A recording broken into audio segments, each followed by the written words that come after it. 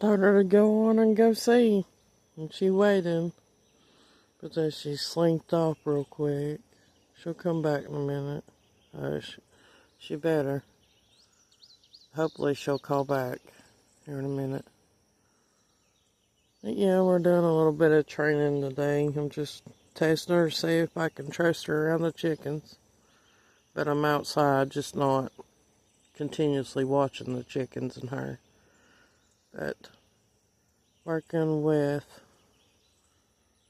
her doing what she's supposed to do and not what her mind tells her to do, we'll say, when it comes to chickens. But there's that, y'all.